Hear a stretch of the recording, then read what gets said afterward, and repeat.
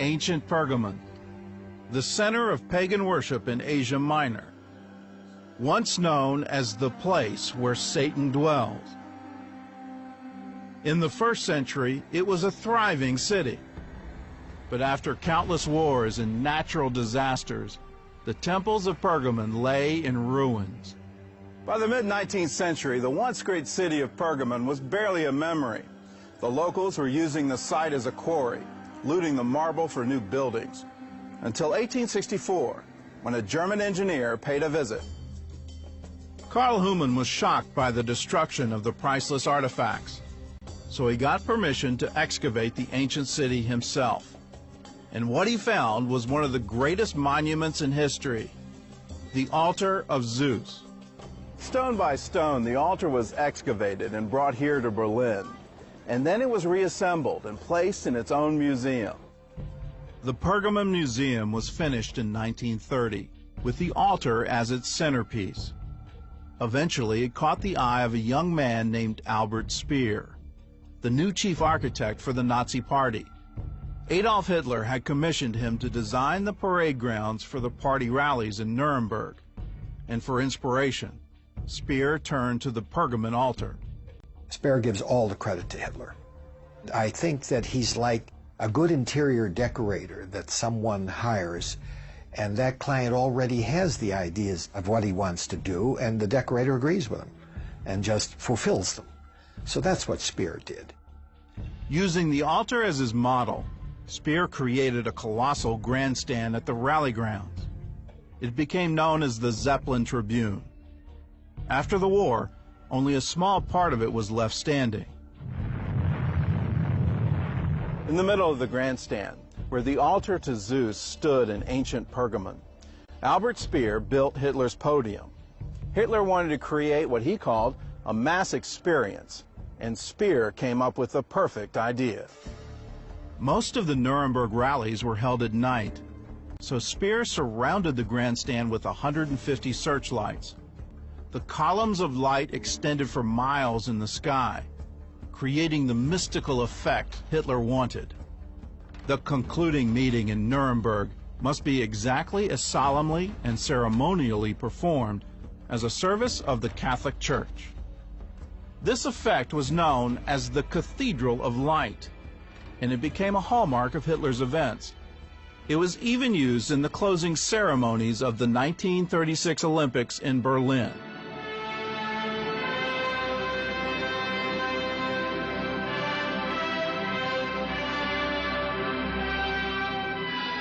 Hitler is very much aware of German mythology, and anytime you look at mythology and gods, you're looking skyward.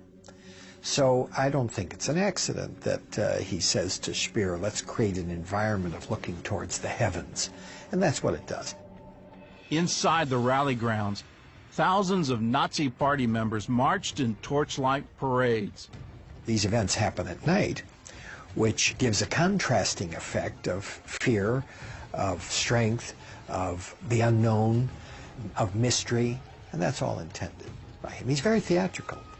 Torchlight fire has always been part of even pre-Christian beliefs. So I think there's a kind of a quasi-mystical, semi-religious content to these torch parades. There's many of them in Nazi Germany. From his podium, Hitler mesmerized the crowds. Not every one of you sees me, and I do not see every one of you, but I feel you, and you feel me. Then, under the Cathedral of Light, thousands of Germans swore what they called a holy oath. Blazing flames hold us together into eternity. No one shall take this faith from those who are dedicated to Germany.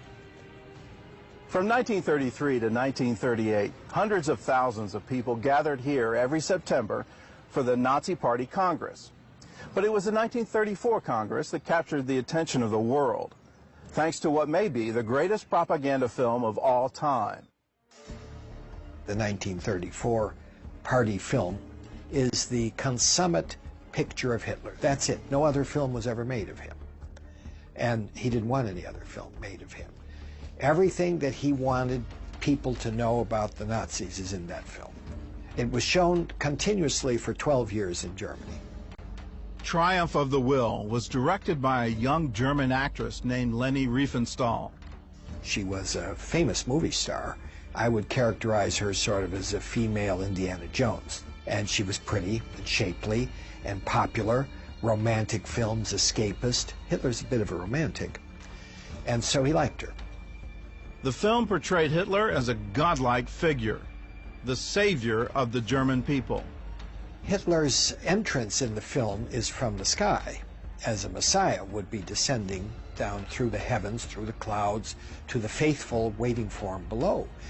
And anytime he appears, any people that are anywhere near up close to him have these starry-eyed looks in their eyes, glazed looks almost, as if they're in the presence of an unearthly being. That's intentional.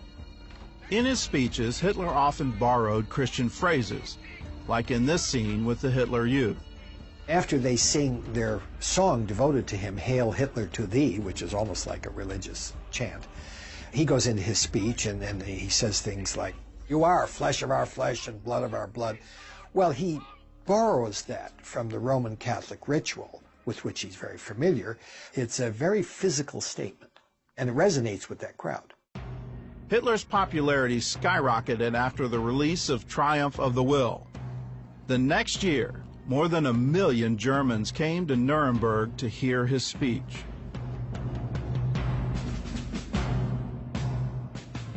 On the evening of September 15, 1935, Hitler announced the Nuremberg Laws, laws that took away German citizenship from Jews. The law for the protection of German blood and German honor is intended to begin the marginalization process of the Jewish people. Hitler had a lot of popular support for much of his time in office. One doesn't get popular support by saying to the public, we're going to put Jewish people in gas chambers and then incinerate them. You don't do that. What he did was gradually marginalize them. It was also here that Hitler used the phrase final solution for the first time in public. Bitter complaints have come in from countless places citing the provocative behavior of Jews. This law is an attempt to find a legislative solution. If this attempt fails, it will be necessary to transfer the Jewish problem to the National Socialist Party for a final solution. The Nuremberg laws stripped the Jews of their rights as citizens. They couldn't teach in public universities. They couldn't practice medicine in public hospitals. They couldn't fly the national flag. Then that was coupled with the Reich citizenship law, which said that Jewish people in Germany were subjects of the Reich, but not citizens. Hitler's final solution is now known as the Holocaust, from the Greek word that means a holy burnt animal sacrifice. In AD 92, the faithful martyr Antipas died, a holy burnt sacrifice on the altar of Zeus in Pergamon, the place the book of Revelation calls the throne of Satan. Centuries later in Nuremberg, in the center of a redesigned Pergamon altar, the bronze bull was replaced by a podium. From there, Adolf Hitler announced his final solution to the world, and this time, the burnt sacrifice was 6 million Jews. After the war was over, Albert Speer said, "It's hard to recognize the devil when he has his hand on your shoulder."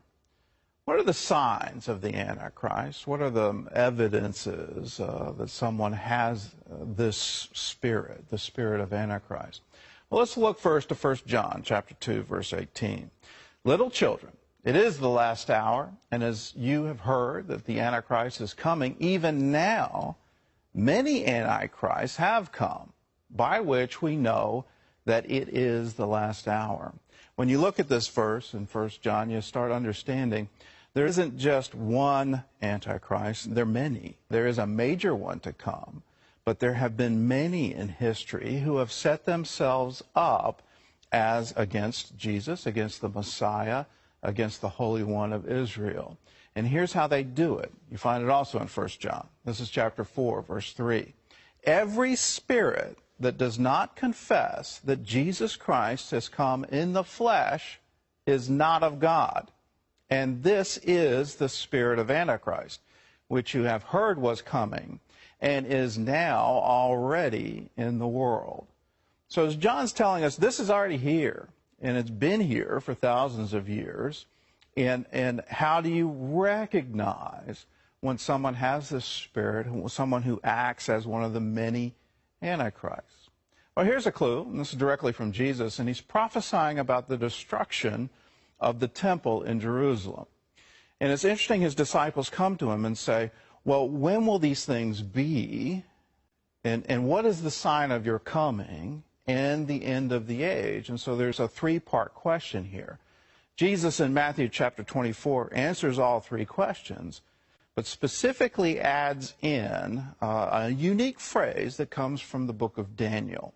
Therefore, when you see the abomination of desolation spoken of by Daniel the prophet standing in the holy place, whoever reads, let him understand. And some marginal notes say, this is the Antichrist.